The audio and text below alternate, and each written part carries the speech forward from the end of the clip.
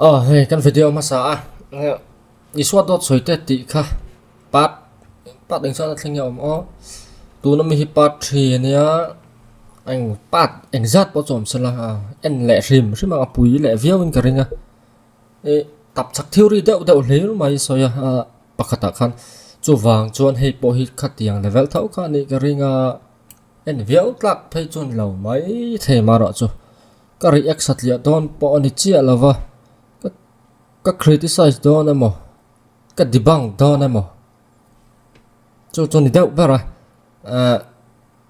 lokin ti chon kan ngai thanga atul kan soi ve le anga eng po ni te se ka lo react kha ni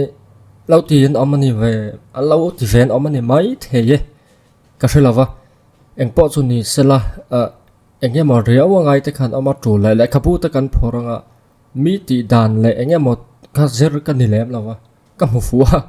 bon ka ti em maya ke enchian sakania ke in buat sai lok lo hrim shima tu na potul chuan le khabu ta kan keu chopanga a keu tul chuan ngai thla phatang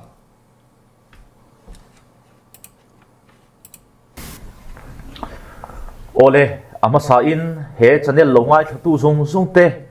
chibai kan hanin buk le a vo in hi ni pathian betu te pathian biak ni kan lo thleng le ta a voina hian isua dot soi part 3 kan han siam an han ngai le ta a part 1 le part 2 ka siam to a hnuaya khuan ka da a pathum ve ka siama voina hian isua dot soi te pathum bo point thumaran le dona kan thria chiang a soya e thil pakhat chu hei Sunday ani nge inarin amani pathian betu te ang ti le pop ma engema engzirtir na modong ti chinga video ma sa top lama po khan zudai zimrong kai de engemo khatiang lampang ring khan i mela chu wang chona han pu vel dan po hi a engemo vi a Sunday hi enge a history ti ta po loi te chu ka upload to ka video ka channel la hian adu chuan lo en ola tle ma zong chu ka soi ma sala a clear lu tuk lo awang khan ngai kha ka sem mai thaya thil fum fe lu tuk lo in ka soi bok na du le tu le heng te po hi kan la upload tanga eng po ni sala ngai dan sakhat tak le rin du zok le rin dan sa nei ve chiang ti chu hei ruala ni lawa tu ta ba khen dem thei lo heng a hian eng po chu ni sela mi sa khorin dan te le an zirtir dan te niala soi sel tur hi chuan video ma sa a ka soi tong khan ma enge mo in chir zau te le tap chak theory lu tuk ni lo deuh hi a tul khop mai ani lo chuan thu thlung thar hi accurate lo zia te adik lo zia te hi soi chiam mai la a sot lem lawa nial khan thatak fing tak dik enge niang nial le tu tan po nial har tu tak le tran chan tha le tran chan thling hi om ve ni chu tiang dilem box si lo si chu a boy thak ka ti khop maya bok in han en ho le ila a thome isua dot soi te hi ka siam sak em po ni bik chuang lova ama ero chu thudik tok lo hi soi hi aching ve em a hei wang hian part 3 thleng siam alo ngai pha ala soi bel zel ani chuan kan la siam bel zel don nia ole ma sabera chuan zohana bunga chang sumli paruka isua khan ti hian asoya mausia chu ring ni ula ke po mi ring tur ka chanchin asin aziak ni atini isua chanchin hi mausia hian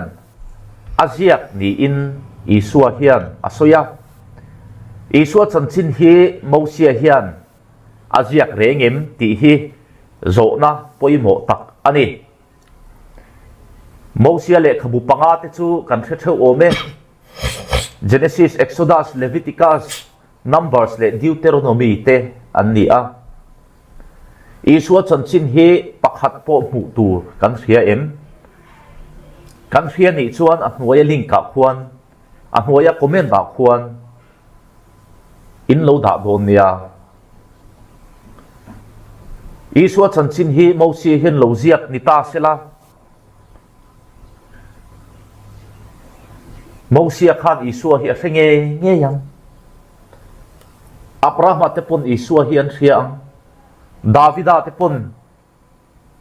Samazia ka te po Isua chan chin te po alo phu chuak ve don lo mi zol nei dang te pon thu thung hui hun zong zong a zol nei te le pathian mi tri mi ho zong zong khan Isua hi vai khat ma an lam ngai lo ni khovela ron kalpo khan Isu an ti kha arun kal tak tak lo ni ta sela azir ti tak nia te pon tu nge ni ti an hrelowa Isu na zot chop vel mai mai ani kha chuta la Kristani thu ka soimi su te alati zoka tu ma dan khelo ni engwangen khiat lo kan ti chuan mo sia hian chan chini voi khat ma azia lo wang ani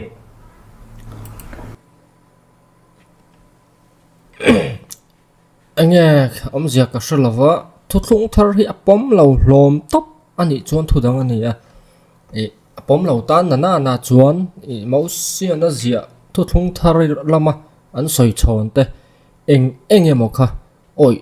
oi lo vek tur ni a chu wang chuan lo thutlung thar pom lo ni chuan soi veo tur om lo wa pom lo kha ni maya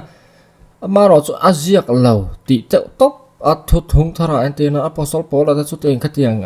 te tin thutlung hlui lama po davida te pon sa ma te pon zia kang ati aziak reng boka aziak treu mai davida chuan asoi om zia ber su athu mal Isu ati khan an soi lo ati ani to bera abob lok em ani to akhang ka chu Isu Krista ka khovela ti sai na lo lokal lo shim shima Mesia ani le ni lo chuang po ni ro se zuda hoinan nga Mesia ni le ni lo chuang po ni sela khovela ti sa a local ma khan wana eng ang minge put kan shalawa ti sa a lo chan khan Isu ti min kha mishing ani na a mishing minga an ron sa ani a vantir kawan lukasia ka kan mu a minga isoi satura ni ti ni a kan mu lukasia ka chu wang chuan a ming nen lama pathian in a hril lo awang khan Isu Krista chanchin ka prophetic sermon han tiang chi tele writing a zong te po khan a om lo ti na ni reng lo an ti nan Isaiah bung kwa chang ruk chau te po zoda ho mainstream an rin da chon Hezekiah chung chang ani an ti a an hril fian a chon an hai Jewish study Bible ti te lan rabi ta thuziak te hen cherila talmuta te po ani a khoya ma Hezekiah tin zi reng lo an ting Hezekiah ni tin rian chu wang ka tiang bob lok lutuk ton at thil soi kha chu enge am zia ka hrelawa biblical literature oma thutlung thar le thutlung hlui kha in pattona te chuan thutlung hlui a hrit long a tam tak thlen dik na kha thutlung thara lo langa te chuan a in tikim tona a in pattona chu wang chuan thutlung hlui a chang tam tak hian om zep pani om za thiang thei dual meaning kha lo nei ani ti te kha thutlung thar a zirtir na enga tring kan hria nia chuti ni lova Isuat iziak lo Isuat pawai khat man soi lo ti zong han soi chu akwak lo thak em Malakia khan zol nei lalpa lam lian sial ula kong te tingil ro u ti vela zohana chung chang lo je lok bo kha zohana tin ziak reng lo zohana chung chang a ziak lo chu wang an hial khan ama muli ve sa ani na ta ka so e kha tiang bob lok lo tuk kha chu a thing maya te an ziak an chiara bob lok ton ngial ngan lu tuk le aziak ang ngau te le athen phai chu so yang in prophetic sermon te le apocalyptic literature an tiang chi Daniel abu te le thupuan ang chi te phai chu hril fia fai fak har em tu man kan sha fia fai vek lo boka pathian thuro puina po ani chu lai ta chu riat tur ani a thuthung hlui po hi an soi enge mo veu thin na a zawa ya om zia dik tak sha fia fai vek an om kering lo zuda ho zinga po ama po hian a hrelo chu wang chuan ani he chu thil chiang tak lo lang chu khoi lai ami google a site vel ami emo tu ani lo point tu emo le khabu emo ringin ti hian a ron chom kwal vel ani arin om bera a source tar lang lova chu buai thak lai chu ni a han chui sak tur po in source da lo na chu tian bible chang la chu ka dot sai ron ti mia kha ani a buai thak khop mai hi chu wang chuan soi view tu rom lo khat khami chung changa khat chuan eng po ni sala Mosian iso Krista chanchin alo Thailand te chu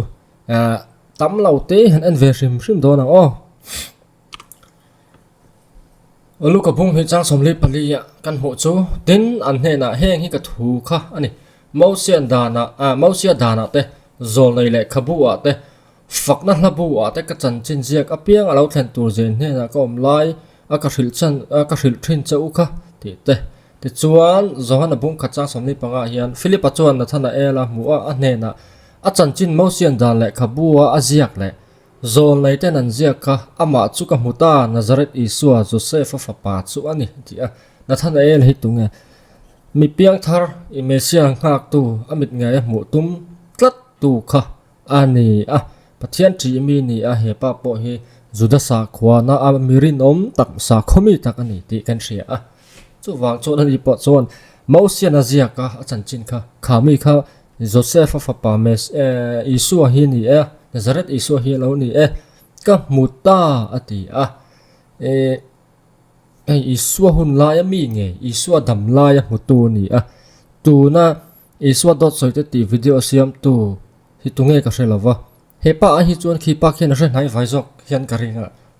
a chan chu tu na siam tu pa kha chu kum sang ni don nu video siam Isuan dot a soite tu ni hi chuan Isu kha mu mathian thu kha atakin ti sa lo chang nge ani ti kha a hretlat ani a experience ani chu wang chuan hei ringot po hi atok viau lo mi ka te ke chuan ba atok ka ti ve lo ni ang thuthung thara ring lo ni chuan ang po ni kan soi thai am lo ti chuan Bible te chu kan soi ang khan hril lo na thil te ani wang in thil lo ra thleng tur le ema soi na te hi a om thina wang in chanchin khatu ming emo le engemo anga ziak mi lo po khan zekhel ang chi te po kha thilom thai ni chu te hian kan mu zohana bung thum chang som palia tin Mosian thalera rul a khai kang ang khan mihring fa pa hi khai kan in aum bok tur ani ti kan mu chuan heng hi Isu soi ngei ani awangin hril fia le chuan angai lo hian a chiang to kani Mosian thalera rul a khai kang a ena piang in damna an changa numbers bung som hi pakhat chang kuwa kha lo en ola chuan cross a Isu khai kana a oma damna thlen ta kha alo en ti rok ani ti in a soi thaya chuti lo po chuan Isu hian similia manga en ti rok na ni kher lo in darul khai kan ani angin ama po khai kan ani don ti a soi ti point a soi thai Isu barin Mosia thil ti chu amat chung chang nei na te khina a chiang om thai lawang a soi tu pa hi Isu ni ani chon Isu ring lawa Isu thu soi kha a oi lawa Isu Krista khan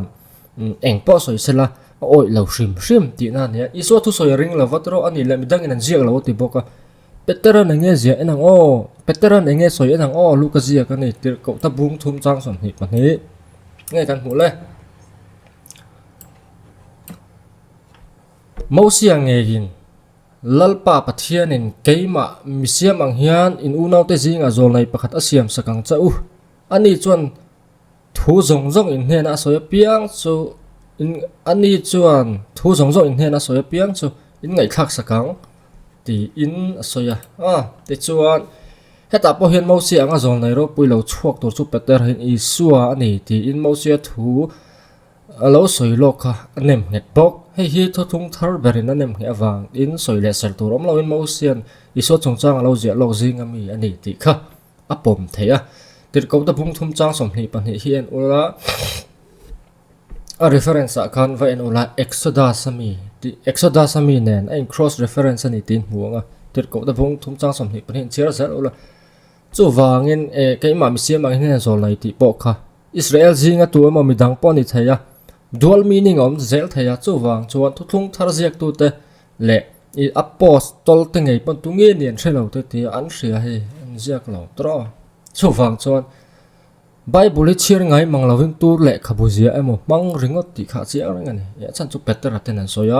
luka na ziaka zona ziaka kan mu a cho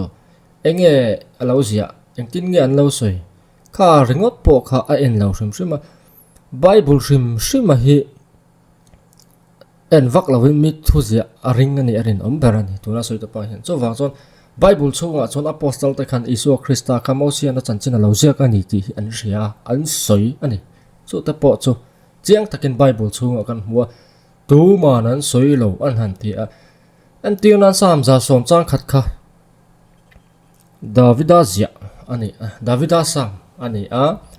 lalpa chuan kalalpa hne na ti kha kan ria nga thuthung thara Isu na kuata kan hu phei vek tir ko te Luka Marka ti vela mathai kan hu phei vek ani chuan Davida berin ani Mesia chu kalal pa ti si chuan engtin nge pa ni thei te Isu na chal na kha ani a Farisai le khaziak tu te kha ta po kha Davida khan Isu Krista chungcha kha alo soi ringa dual meaning alo na ya tharau lama Isu Krista chungchang shilok na lo ni tel ti kha chiang takin kan hu ni chu wang chon Davida na soi lo han ti mun ringot te kha a kuak lo thak em zol nei te pon an ziak lo han ti phei hi chu soi se na ni lo tam le lo tu kha ti chuan shilong na om se nei tham le ro pui perpol tur chu Genesis bung thum chang som panga hi ani anila hele khabu tu na PDF ka da hi keima le khabu nge ani a hard copy po a oma book room ka da lo wang hian a poi thak da wa ti chuan Genesis bung thum chang som panga a chuan tin nang le mai chia hi ka in do ti rang chewa I tha te le a tha te po ka le in do tir bokang chu mi chuan ilu ala ti thitling nga nangena ke ar tui ila ti thitling ang ti in kan hu a hei messianic prophecy anga rilfi ani a zabi pakhat na laya Palestinian targuma po messianic prophecy ani thu lo chuang dai to ani ti chuan he chang po hi Mausian Isu chungchang lo je te jinga mi a kan pom le thayang ani ta targuma te polo om to tunge rule tha le mai che thla in do chu nge mai che thla am je chu nge ni ang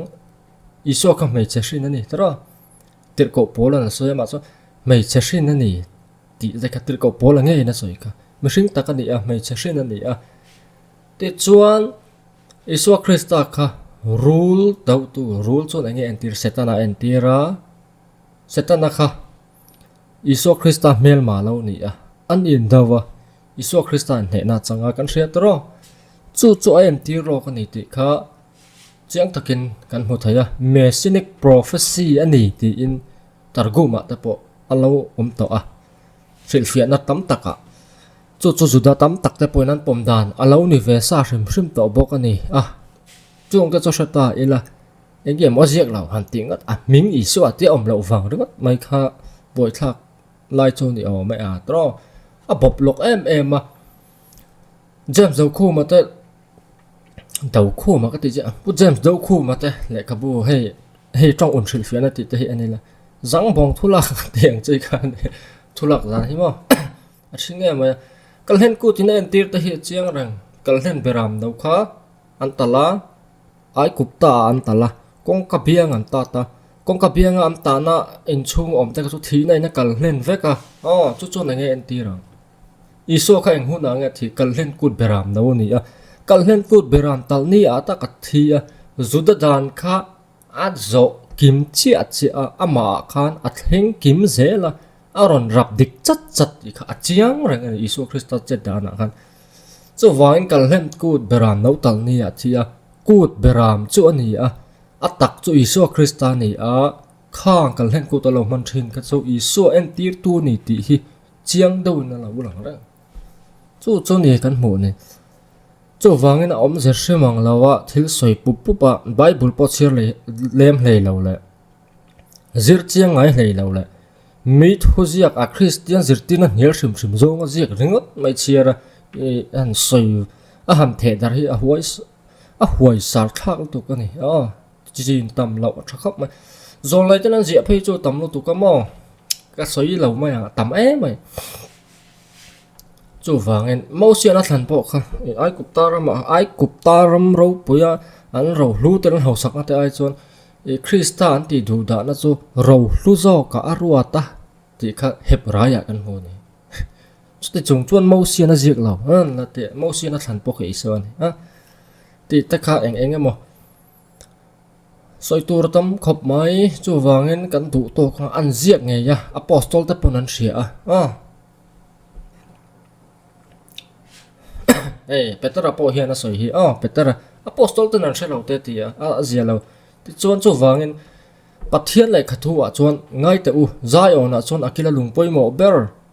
than hlutak karemani ama ring tu chu mual pholo wang ti a chuang ani chu ti chuan nang ni oi ta tan chuan hlutak ani a oi lo ta tan e ro chuan in satu tan lungan du lo kha chu nge chu akila lungtang kai ber alo ni ta tu chung cha nge Isu Krista chung chang kha thu thung luizia kami kha anem he na na mang ani tir ko Peter bok hian chulai te chu satai la Bible hi chiar vetin tu ro ni ani la chun pong pa nial top mai kha azia lo le mai en poni ro se ti chon tir ko polen tinga je Abraham ne na ani thu chu tia min om ni achi thla ne na po mitam tak chung thu soi angin chỉ thả tên này na po ati lova mi pakhat chung thu angin i chỉ thả này na po ati ani zo ke chu Krista chu ni ala te yak ter ko pola pan tên này chon ter ko pola hian khoi mi nge lak chu Moses le ka bu mi Genesis mi la chu ka ni chu lai ta chu ni a hriat tu ra ni a boi thak e mai tra a chiang to ka ngai la a zong lak se ni lo chan chu thui don to ka tu na po video hi minute som ni pa ni lo ni le der to a sia lo wat in ka sia dang kha ngai salok tang pan hi na mathaya bunga chang som pasaria chuan isua in dan thu emozol nei thu emoti boral tura local kani ring su ti boral tura local kani lofa ti fam kim tura local kani zok ati a enge omzia dan thu kha isu khan ka ti fam kim don ati a ani chuan dan kha fam kim loem mi ti kha zo na ong ta ani ti chuan sam som pakuan chang sari na lar tak mai hi lo ngai khata ila lalpa dan chu a tha fam kima ati ni Davida hian do ta soyemi Pathian dan te chu a that fam kim thu hi a soye ni zo Davida hian thil fam kim to hi a fam kim non theim mi ti kha in zo theu teng u fam kim to fam kim non le chu eng thil nge ni nga yang thil thei lo ni chu lo le a chuan Pathian hian dan fam kim lo hi khlai ka soi la ko mi zo tong hi ambiguous em ani na ti fam kim ti khi ani na ta ka chuan zom fam kim ti na ni thaya a fam kim lo kha ti a fam kim a siam ti na ni thaya ni boka chu wang chon a tong kam khi enge ngai sual ola om zia kha thiang viau thei ma ya chu wang chon a boi thla ka ni khlai ta ka ma se han en ila le lin na lam hi an lo kang mi zo Bible OV kan ti ho hi ma kan reference re edit ti ta ni OV khan ni sa khat zakwa somnga pako an le lin so kha ni zo sap ta sun hu tam em re edit ani zela nung ber 2017 ani heta he Bible le lin na an man ber English Bible an be chan chu Revised version 1885 ani chu chiang da win Reverend Zaire ma le kabu kan Bible hi tia khan kan hu mi zo Bible le len history chuan hei tluka ring tlak le chip chiar mu tur kan nei lawa adang hi om taro tlen te chu an ziak na Zaire ma ziat lo kom lo ti kha ria ila lo bi ve ta ila an ve chan ber chu ERV ki kan hmu nga 1885 hi ani a hay la hi ti chuan version mal le lin ani lawa version sang kha chang then khat le lin na chon version KJV te a emo man te po an nei bok maro chu a tam ber chu he English revised version 1885 hi ani a ting en je en ro kong o sap chong shrim ma hian o think not that I came to destroy the law or the prophets. I came not to destroy but to fulfill. Enge dan le zon nei thue mo ti boral tura ti che tur le zom lava ti bo vek tura ron kal kan lo ban tura ron kal kan lova ti che tur emo I ban tur emo I cancel tur emo ron kal kan lova zom fam kim tu zo kin ka lo kal fulfill ani fulfill chu nge avzavaya len chuak ti na ni len chuak turin ka lo kal ti na ni chu lai ta ka chu asap chong shrim a po hian ani sa shrim ma ya enga ti nge ti fam kim ti khathil dang en le du mi lo wa ami zo chong bo ringo ta khan han boi le ma khan English KJV te kharon ena KJV hi tuna revised version hi KJV revision ani chu wa chu KJV ne hian dang lam je ma se a in ang tang puyan hi revised version le KJV hi tam tak chu wa chu KJV an thim chu aswal le mai lam vewa amai ro chu an ni chon le lin na texar KJV nan man lo kha source enge mon man awang khan a boi thak tam tak kha lai chong chang ka soi tur ti chuan ang po ni sela hetain zia dan hi chuan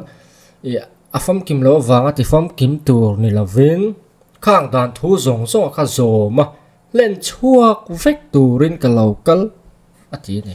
chu lai tak chu mi zo tong kha ambiguous na lai tak kha alo ni ta kha sha ila kha te mai kha ani ti lai kha soi le phot ta ila ti chuan alo hi ani la strong concordance ang milvek ani clearu alam dan tur hi an ka soi ti kem ka shlava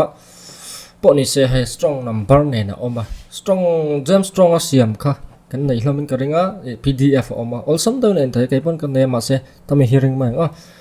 ti chuan om je chu zo ti fam kim tur ti kha om je chu hai ta hin cheng daw kan mu he strong concordance so ni kulom hin da so hi enila ai nang rang abu mi nei khan to feel to make full to complete to fulfill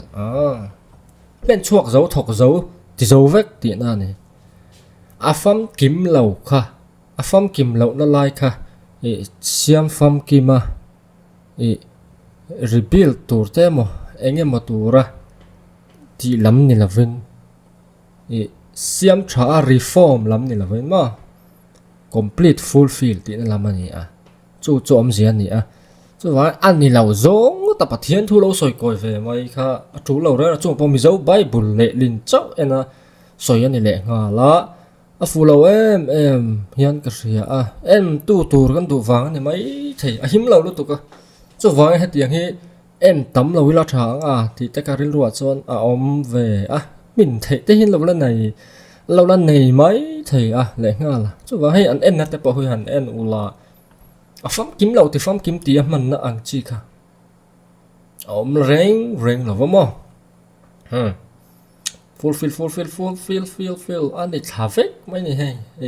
en ula heng lai thla he in po them chu wang chuan heng te po en turom renga enga tinge mani ti kha ka rel ruwa chuan oma soi tum big na ya soi ve ani chu om zia chu ni ber mai ni hian ka hria thil dang te va kom lo toro chu wang isu dan ti fam kim kan ti khan achia ta wanga achiat na lai thoma le atlabal lai no khata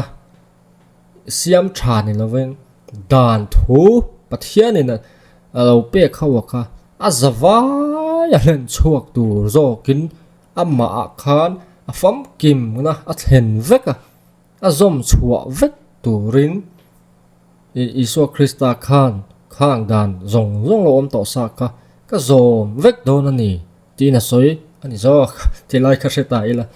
thang at ro ni lo chuan ka koi zong le bob lok zong ringot mai thil kan han soi hi chu eng wang ka shalova mol wang ni mol wang api thin ti na min yang Israel fa te kha engkim ti thei pathian kan ti a dan fam kim lo wa pe angamo mun takin ngai tu ro u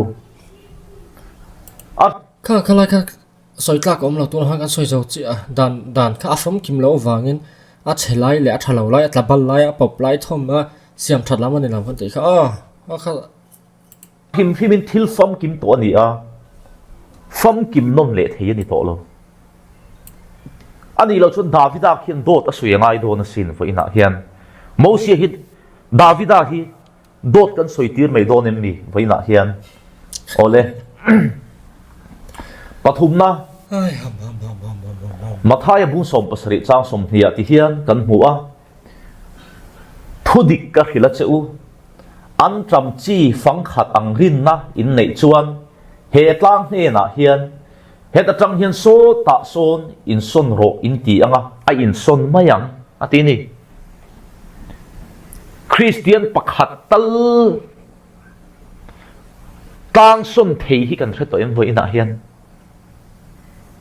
rin na tlang son thei Christian pakhat tal kan khia ni chuan a komena khuan in lo soi don nia min thil ro pui tak an soi thei chumi khabi chu ati thei am ti thei ama ero chu an soya chu bel chiana do lem ti hi kan ngai tu angai ani rin na wang atlang sun thei ti te chu aro pui khop mai ama ero chu sun thei ta hian omem ti hi zo na tur chu ni zok don lo mi rin na wang atlang sun thei hi pakhat po kan thia ni chuan thil mak aniang ani le chu rin na nei chu harviau em mi an tram chi phang khat ati ni an tram chi phang khat ang tiat lik rin na in nei chu na ti ni voina yen khovel Christian zong mizoram Christian te po isua hi ring an intiviawa an tram chi phang khat tiat lik rin na nei po hian om lo ti na mi ni ta ang an rin na hi awatlem om hlom ve chu mai chu ni lawa eng po ni sela conditional clause ania he a om mizo tong chem chem he anu la chuan ta se ta la tiang chi khani condition om ti ani rin na in nei chuan ti ani an nei lo chuan rin na kha nei ta ula i eng point ti thayang pathian hen an dila piang chu i rin na wang chuan eng kim ati thai ani ti ani atir ko pola point thil eng po rin na lo ti chu sual ani ati hiala chu ti khop chuan a poi mo rin na poi mo zia soina ani ti chuan ate khin nei an ula enge an tram chi phang khat ang ani le rin na hi enge an tram chi chu concrete na no ni tro kon thil concrete ani thil sakhat nei sakhat ani khoi thaya mu thaya kan tu du la kan se ke thaya an ni an tram chi po hi ni selamo i khoi thei ve kan ni mi zo an tram chi ang por lo ngai ta ula ani le rin na chu khoi chi ni am an tram phang anga alen zong te chi ni am ni lo abstract na ni abuk thei lova rim ria thei lova eng ma ria thei lova thom nei bok lova chu wangin eng wangin nge soi i thil concrete le abstract chu eng wangin nge te khinna na mang man achiang reng tro achan chu rin na poi mo zia soi du nan war takina soya chu tiang chu eng tin ngen soi hyperbole anti hyperbolism ani chu isu thil soi om dan jok hi ni thil abstract like concrete te khina khai khin tla tur khopin isu ka mol reng no asoi om zia chu hyperbole ni chu lai jok chu ni war uchuak takina soya achan chu rin na ka apoi mo ma wangin ani te chuan tang si ason thei te reng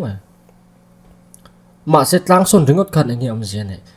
tu na ka hi pathian karin ma wangin mizoram hi khu ta in son tharo se tin son thlai la chu anh em zen này min pian thar phang em pathian ro pui phang em ziam lo reng ison thil makati te tir ko pola te tir ko peter te hun thil makanti reng hian zen nei lo in ti reng lo mi in isu an rin pha pathian ram ro zaw na le rong bol nan pathian ro pui na nan ti ni a ti lo rin na kan nei lom ti wanga building hi khi ta lo in son ro sa thok ro sa ti kha trăng cái nó reng lo wa en te ken thu soi tai la kung fu ka thiam wa wangin ka mo pia hi khik phei tai la trăng cái lo tro a huna kan mang tai la trần pui na te mang tai la nu misol len nu la lo ti buaya wa chan na te mang la kung fu chu trăng cái ngo tang tro ka tiang a chon chu wang chon a man lo na tu pom la wa clear la wa ren nat chu ti khati te lo soi ve ringot ka te khin dan kal mang sele chung bok si lo toi tak chu ni a lan go si man ngai khop mai ti kha kan soi do a ti chuan tir ko pola te an oma chiang renga tir ko pola jam mi thi kai thowa mi thi te kai thowa eng nge ti kan se cha rap thang tu tir ko pola thil ti hau ka chu wang chuan tir ko peter ta pon anania le safari te nu pa ami an hau lu mai ni chu ni tang son te chu alane jok alo mi hau lum te kha bon tak an ringot mai ni chu wang chuan he tiang rin na hi a om renga I mi kha krista isu a an om tak zet chuan pola te peter ta ti ang te le isu krista ngei na ti ai ro pui pon la ti ang an ti zelang ama ro chu pathian rin na hi kan ta cham ta ma pathian a hian kan piang thar tak talo deu ani ti hi chu khei kan khovelam dan hin la chiang chu wangin rin na te sual te puna wangin pathian mi te pon tlem tu la nek che pinan omna sa tu lang khovela chu ti ni la wa rin na nei om lo me ti ringot tlang son ringot e tinge tlang an son lo tlang son tu rin ti lo chu thiam am rin na poi mo zia ka soi zo ka tlang son ringut khan trong kai na nei reng lo wa tu na min mu atra sa ta son mi lo mu ta ka le nga kholo ya pakhat khat varanda lo mu ara pathian ka ring bo ka yom hai kan son ang ti in kong an varanda thu thenga mulai kha kong pu ya te kan ti kan doi kang ang deng ha ti kang la lam li na khan wa da vel tai la trong kai na om lo reng khat tiang om zen nei lo lu tu ka rin na le tlang son sim lam ka pathian thui min zir tir tu mani lo ti hi mi pa ngai thuak film tan chon hria ta tha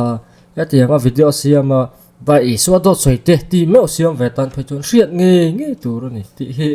kan soi nge anui zatak khila ya khian dot pakhat ala soi bel le ta ti thei lo reng in nei lo wang ati ni rin na an nei chuan Christian te hi isu ring tu ten ni ti thei lo an nei lo mi wa ina hian superman ni vekta ti na ni Christian tho na ni lo ama ya thok in hu to en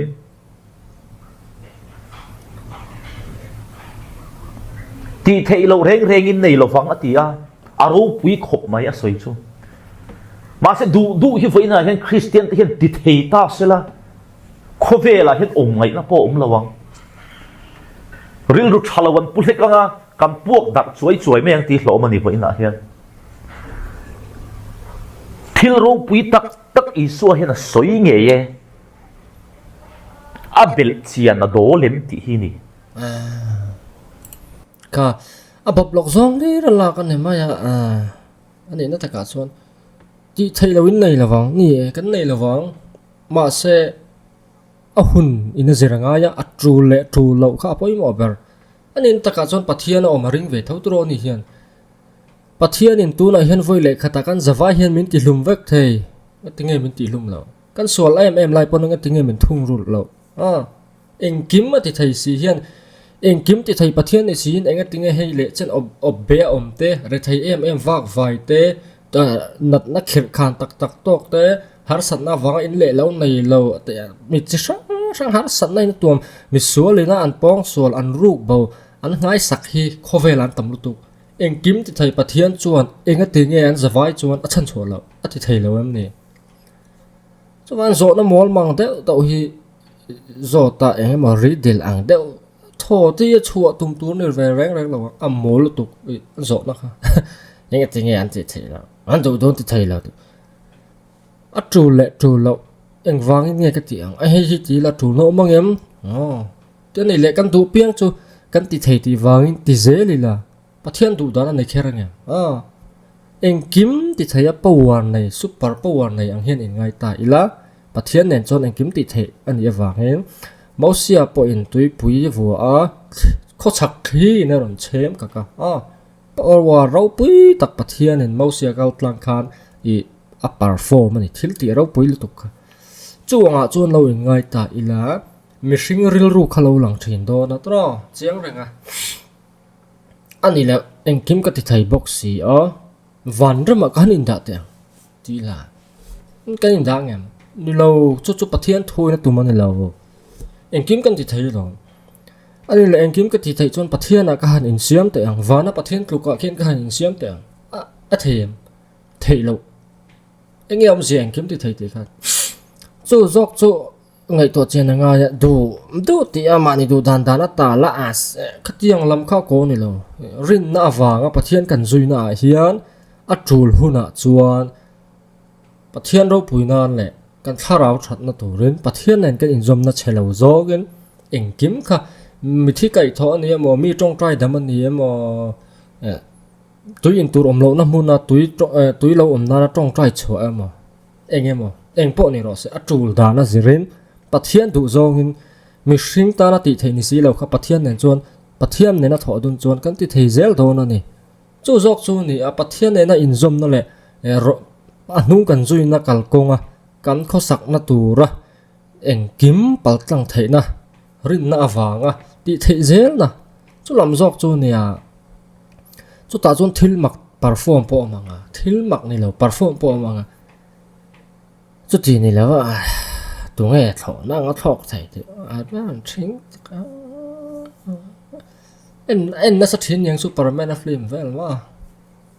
tu mà bộ khai in là philosophy này đâu cả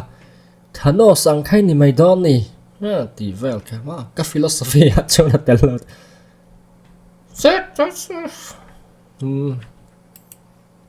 mun taka ngai tu chuan belchian dol hi pakhat ma soi lo ni tlang sun thei ten ham ti aro pui sun thei ta chun om lem thei lo ti thei lo reng in nei lo wang an ti a aro pui te Christian te chuan tung China te po an cham hialin ka ring ni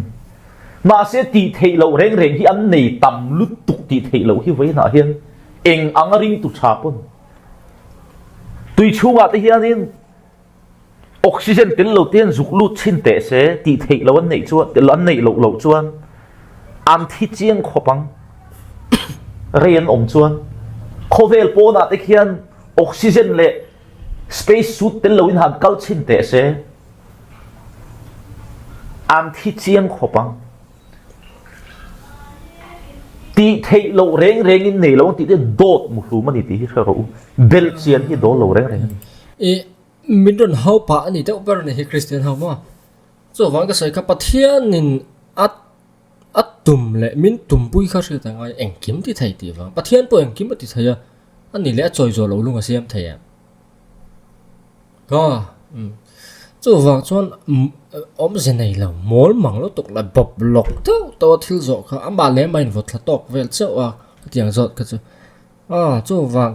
chu wang chuan thil mol deuh kha pathian in eng kim ti thai ti bo kan aron chuak zo na mol chan lei thei si lo kha ron chuak tho om zian nei meu lo ni pathian in eng kim ti thai a ani chuan a choi zo lo lung po siam thai nga chu ang vel chu ni chu wang en pathian thui na tum zo ka hi ria tanga ya thu thlung lu ya po pathian chu eng kim ti thei ni zete kan shavek tro chu wang en ani lo zo nga iso chu soi ni ta ka wanga la koi kual tlat kha engi atul na pathian nen chuan eng kim ti thei ani zia he thu thlung hu ya po kan bu chiai chua ya thu thlung thara isu na soi ve ta ka wanga eng ma eng kim an ti thei lo han ti chu chu vai na om je hi ria tanga I zo na mol de kha the chua ka Bible ni la na han man te chu a thing ma ya ole khati zong kha kan du to kanga hetiang ang milem pathian thil tam tak soi ve bel chian bol si lo hi tlan san tu ani pathian in mangai ni chuan pathian he na kir le turin thir tu te kan ngen chewa thamuan na chuan ompui theu chu ro se milem pathian nanti iso hi milem ani lova historical person ani ti te po hi soi thak ngai nam lo re tu man he thak ngai na thela ka oi lo ti kha a level ni tap ma chan cho tran chan nei lova iso hi tak taka mi om nge ani a chu wa cho milem ani lau phot ani ti te kha seta ila a thang iso chau hi kan ringa ama chau chu kan pathian ani midang reng kan ring lo ti ta salami mi then ka thian a o moi chan cho he khove la nge lo kala historical person nge ni a om tak zet ani ti hi nial bo na le the thlang na tur om lawa ti chuan pathian dang ti mai ta ila ala ane mo hindu pathian tam tak ane mo buddhism zon dan te la eng po lo ni ta sela khoi sa kho sang an soi dan kang khatu mara takan la hu ngai lo enge mo thil ti thai tak tu mo le mi tam tak ta po an ni tu mara takan la hu ngai lo te ai chon ataka an hu nge rom sarkar te le tu te na mo lo chin chia nge ya kha ataka om nge kha khi ta thil ti thei do la hu mi lo omarin na ai chuan world class jok te chan chu mo takaron om nge te tan tara chu vai khove la om to le voi khat ma ti a singa sana la om ngai reng lo rin na hi kan khai khin do na ni chuan ke chuan iso chu ka ring du dai jok a chan chu riat phak lo le voi khat ma lo la kal ngai lo enge mot danglam ta in zirtir maksak pui rin ai chuan kan kom thlang pa po ring ila akatana so jok mai thai a chan chu kan kom thlang pa chu karil tram hu na ka zu kalanga so me kan nei lawa ti ka di langa men pe mai yang chu ang chi chon iso krista he kovela lo om to kha alo om to a tak ngei ni wangin iso rin chu a sot fe zo kang ti hi khati zo kan khai khin don ani po khan logical takin a chiang jok sa reng em po ni ro se heng an hian la then khat noi za thak ve tak ta hi jang a level hi a beginner ka ti don nge po lo tu te mo le kapuchiarin ron vai vung vela enge mo vel mai ni ka ringa miron hau pa te bok ni in ka sia a thavil mai tra pathian thu